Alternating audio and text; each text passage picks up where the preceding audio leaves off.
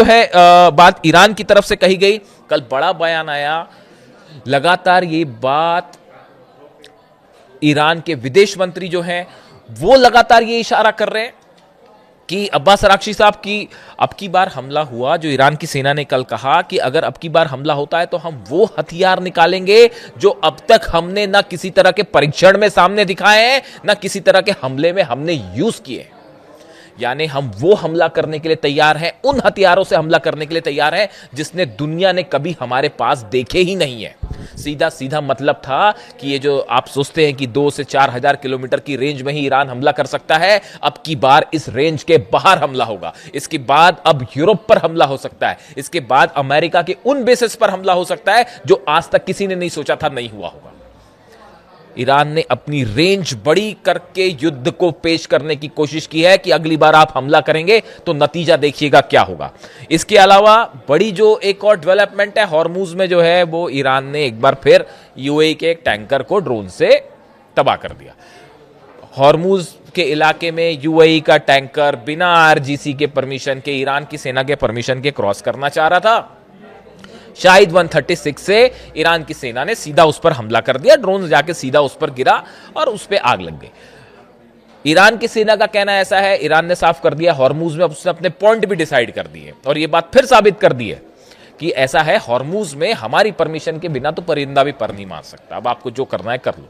और वो यूएई का जहाज बिना परमिशन के अंडर आया तो उसको सीधा जो है ठोक दिया ईरान ने और क्लेम भी कर लिया कि, और बयान भी दे दिया। ये वैसा मामला नहीं है कि जो है वो न्यूक्लियर सेंटर पर जब हमला हुआ तो उस समय ईरान ने नहीं किया, ईरान ने कोई क्लेम नहीं किया, ईरान ने वो हमला किया ही नहीं था। यूएई के अबू धाबी का जो परमाणु सेंटर है बरका, जिस पर ड्रोन गिरा था जनरेटर पर, वो हमला ईरान की तरफ से नहीं था। ये बात अब साबित हो गई।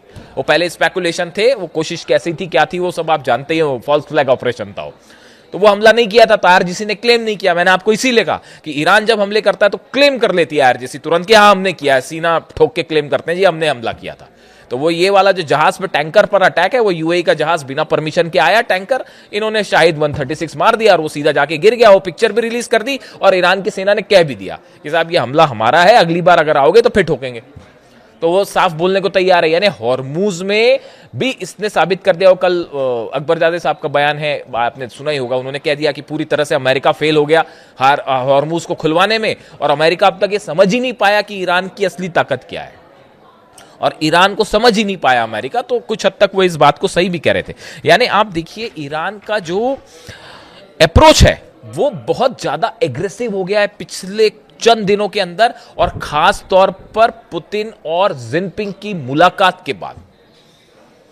और बड़ी खबर, अब देखिए ये जो खबर है जिसको लेकर तमाम चर्चाएं हैं कि पाकिस्तान के सेना प्रमुख तेहरान में उन्होंने कई ईरान के अधिकारियों से मुलाकात की है, ईरान के तमाम नेताओं से मुलाकात की है। देखिए खबर इस तरह से थी, कतर ने एक प्रस्ताव तैयार किया जिसमें इनिशिएट उसको कतर ने ही किया, कतर की तरफ से प्रस्ताव तैयार हुआ, उसमें अमेरिका की शर्तों को भी रखा गया, ईरान की शर्तों को भी रख के कुछ सहमति की कोशिश की गई। देखिए अरब के जितने देश हैं वो इस बात को अब समझ चुके हैं अच्छे से कि साहब ये जो है ईरान पर हमला करने का कोई मतलब है नहीं।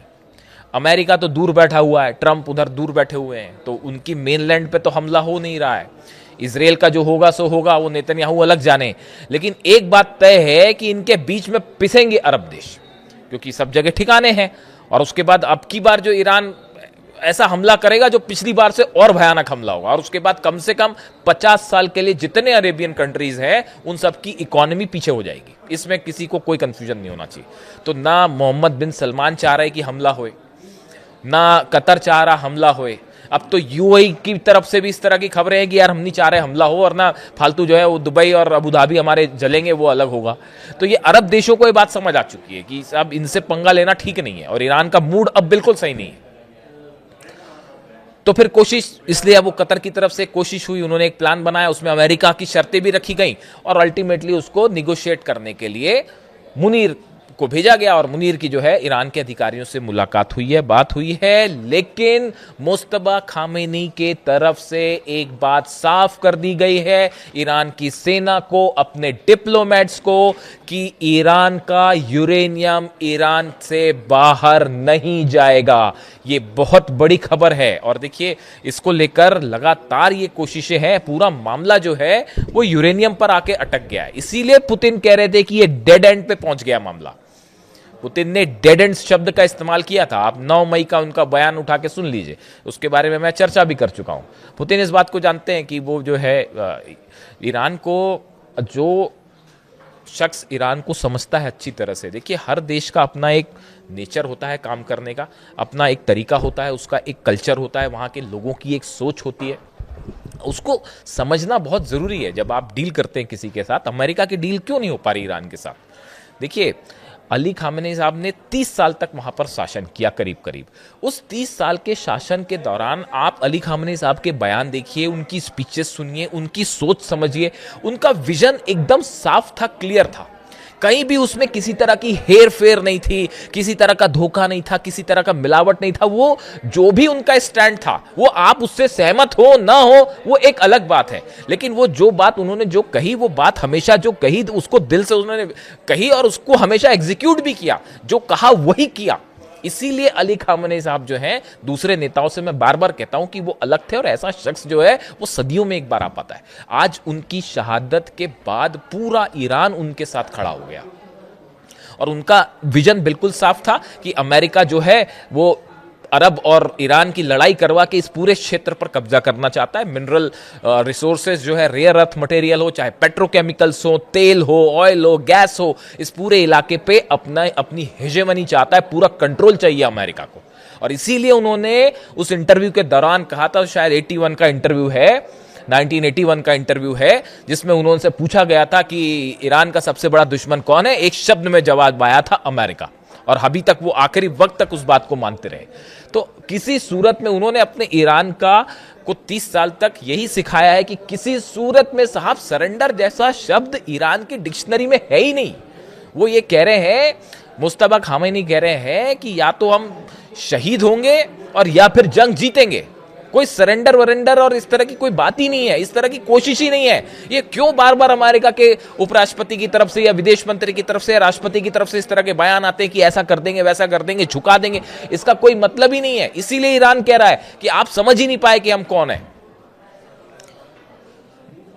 इमाम हुसैन वाले जो प्रिंसिपल्स हैं वो कूट कूट के ईरान की जनता में है, ईरान के खून में दौड़ रहे हैं साहब, वो कोई मतलब ही नहीं है, वो कोशिश ही छोड़ दीजिए आप।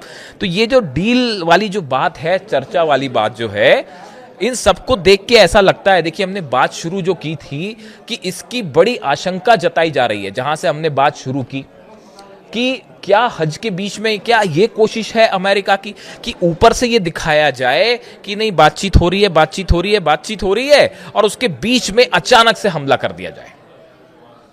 लेकिन उसमें भी ये भी सुनिश्चित किया जाए कि ईरान के अधिकारियों को, अब देखिए अली खामेनी साहब ने तो हटने से छिपने से मना कर दिया था, जाते और चाहते तो वो कहीं ऐसी जगह हाइड आउट में चले जाते, खोज ही नहीं पाते। आप जागरोस की पहाड़ में पूरी अमेरिका की आप लाखों फौज भी उतार लेते तो जागरोस की पहाड़ी में आप किसी को नहीं खोज सकते अगर कोई छुप जाए वहां जाके। लेकिन वो हाइड आउट में कभी नहीं गए, उन्होंने कहा कि मैं सामने रहूंगा हमेशा। लेकिन अब जो है ईरान इस असैसिनेशन के बाद जो है ईरान अपने अधिकारियों की सुरक्षा को लेकर बड़ा कॉन्शियस है, अपने परमाणु जो साइंटिस्ट हैं उनको लेकर, मुस्तबा खामेनी साहब की सुरक्षा को लेकर, आरजीसी के जो चीफ हैं उनको लेकर। तो अब वैसा हमला वैसे नहीं हो सकता। तो जब तक ये बड़े अधिकारी सुरक्षित हैं तब तक आप क्या कर लेंगे? कुछ नहीं करेंगे। अब तो ईरान संभल भी चुका है, कई सारे टेस्ट भी हो चुके हैं और बड़ी मिसाइल्स का दावा कर रहा है। तो ऐसे में ये कई एक्सपर्ट्स का मानना है कि ये दिखाने की कोशिश कि ट्रंप अब बातचीत करना चाह रहे हैं, वो हमला नहीं करेंगे, नेतन्याहू से उनकी लड़ाई भी हो गई है, इस तरह की खबरें आप मीडिया में रखिए, प्रचार करिए और उसके बाद धोखे से एक दिन बड़ी स्ट्राइक कीजिए जिस दिन आपको कुछ लोकेशन समझ में आ जाए। ये एक बड़ी कोशिश है, बड़ी तैयारी है। इसीलिए डील के रूप में एक बार फिर धोखा हो सकता है और बड़ा धोखा हो सकता है। और दूसरी तरफ वो क्यूबा पर हमले की तैयारी अलग चल रही है, क्योंकि मिड टर्म पोल है तो किसी तरह जो है वो अपनी साख बचानी है। तो अब ईरान को नहीं हरा पाए ईरान जीत रहा है तो अब एक काम करते हैं कि क्यूबा पर हमला कर देते हैं, तो थोड़ी नाक तो बचेगी, बस ये कोशिश है और कुछ नहीं, जो एक्सपर्ट्स बता रहे हैं। तो ऐसी स्थिति में जो खबरें हैं उसके मुताबिक हज के दौरान, देखिए पिछली बार कई रमज़ान के बीच में हमला हुआ था पिछली बार, ध्यान रखिएगा इस बात को, तो हज के बीच में भी हमला हो सकता है। और ये दिखाने की कोशिश कि बातचीत हो रही है, डील हो रही है, और एक दिन आपको पता चले कि एक बड़ी स्ट्राइक हुई है।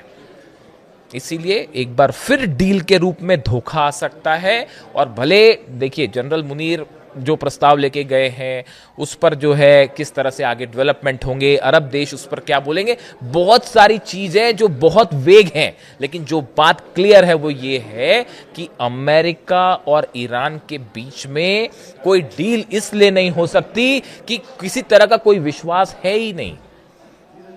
यही बात अली खामेनी साहब हमेशा कहते थे, जब भी डील चर्चा होती है तो मैं अली खामेनी साहब का जिक्र इसीलिए करता हूं क्योंकि वो हमेशा ये बात कहते थे कि अमेरिका की नीयत ही साफ नहीं है डील करने की, तो डील कैसे होगी। तो ईरान सावधान, बड़े सारे एक्सपर्ट से बात कह रहे हैं कि ये बातचीत की बात होगी और इस बीच हज के दौरान बड़ा हमला हो सकता है, और जिसकी जबरदस्त पलटवार की तैयारी है ईरान की, जो पहले कभी नहीं देखी गई। वीडियो कैसा लगा कमेंट करके जरूर बताइए, अपनी राय रखिए, मैं आपके सारे कमेंट्स पढ़ता हूं। Thank you so much.